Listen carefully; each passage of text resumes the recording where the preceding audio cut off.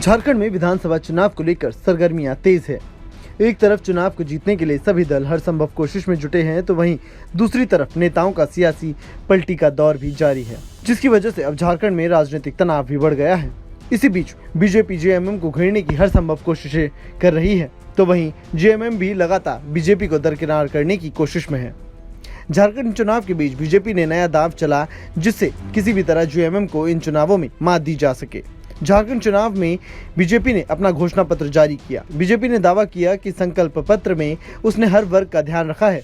BJP के घोषणा पत्र पर सियासी बयानबाजियों का दौर भी शुरू हो गया। जेएमएम ने बीजेपी के घोषणा पत्र को झूठ और ठग पत्र करार दे दिया। जेएमएम लगातार बीजेपी पर हमला बोलने की कोशिश में है।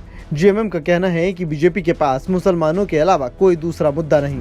तमाम झारखंडी लोग एक साथ हेमंत सरकार के साथ खड़े हैं। ये लोग कहते हैं कि यूसीसी लागू करेंगे। जेएमएम की तरफ से बयान आया है कि क्या बीजेपी ने असम और त्रिपुरा में ये लागू कर दिया, जहां डबल इंजन की सरकार है। झारखंड की जनता इन्हें जगह दिखाने का काम करेगी। ये लोग किसान, युवा, बेरोजगारों पर कुछ नहीं बोलेंगे। वहीं कल्पना सोरेन ने भी बीजेपी को आड़े हाथ लिया।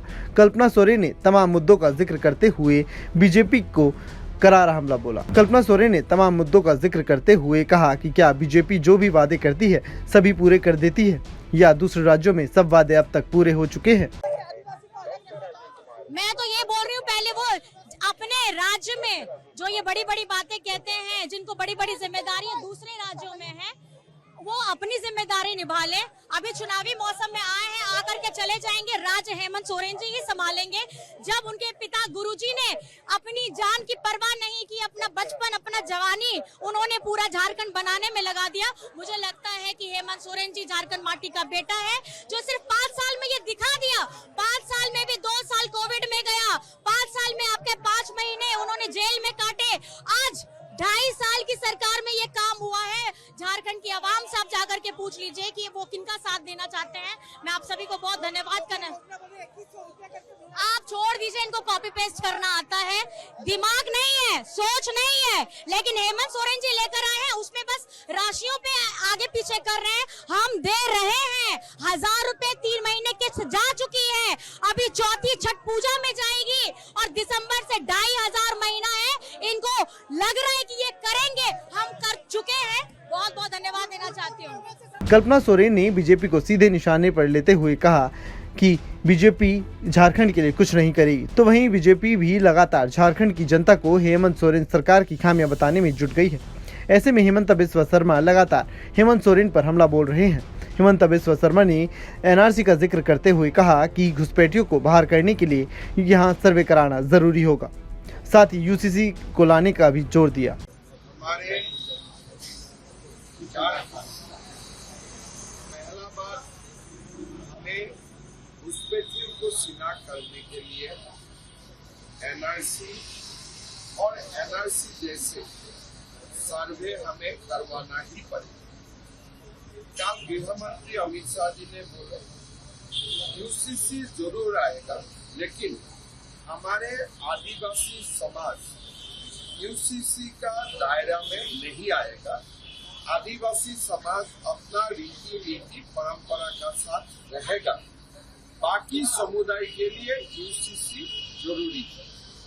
यूसीसी आएगा तो उससे डेमोग्राफी को भी संतुलित करने में मदद मिलेगी। सुप्रिया जी ये कह रही है कि और राज्यों में आपकी सरकार है, उन राज्यों में यूसीसी लाए, 2 स्टेट को छोड़कर।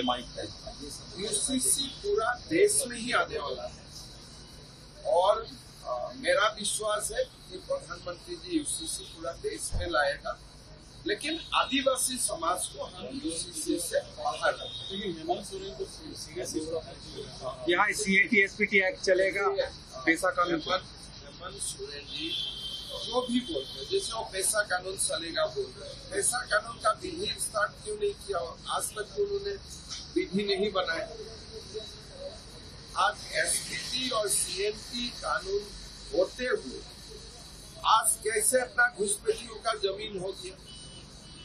अगर कोई घुसपैठी आदिवासी बहन को शादी करता है तो उनका बेटा बेटियों को जमीन मिलना सही है कि नहीं सही? तो कानून तो हमें सही है ना। अगर कानून नहीं होगा, यूसीसी नहीं होगा, एनआरसी नहीं होगा, तो पूरा झारखंड तो घुसपैठी उन्हें कब्जा कर लेगा। और हेमंत सोरेन वही चाहते हैं कि झारखंड घुसपैठी आते रहे, उनका वोट बैंक बनते रहे, वोट वही चाहते हैं।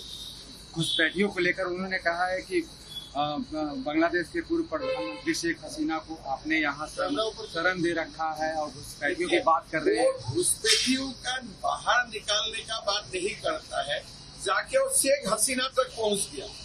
अरे भाई, हम संथाल का बात कर रहा हूँ, शेख हसीना का बात नहीं कर रहा हूँ। हम जमाई टोला का बात बोल रहा हूँ, शेख हसीना का बात नहीं कर रहा हूँ। हम 2019 में क्यों आई भाई ये बात? 2014 में सरकार थी आपकी, उस समय बांग्लादेशी घुसपैठ हर दिन बात रहे ना। अभी तो हाईकोर्ट में केस हुआ, अभी हम हाईकोर्ट को कैसे बोल सकता हूँ? आप 2014 में केस क्यों नहीं लिया, अभी क्यों लिया? वो तो फिगर तो अभी तो सामने में आया ना। ठीक है। बीजेपी और जेएमएम के बीच इस समय सबसे ज्यादा बयानबाजियों का दौर देखा जा रहा है। ऐसे में अब एनआरसी और यूसीसी जैसे मुद्दे भी राज्य में गरमाते हुए नजर आ रहे हैं। अब देखना होगा कि जनता पर इन मुद्दों का क्या कुछ खास असर पड़ेगा। Bureau report, news nation. News nation अब व्हाट्सएप पर खबरों के ताजा अपडेट के लिए न्यूज नेशन के इस QR कोड को स्कैन करें।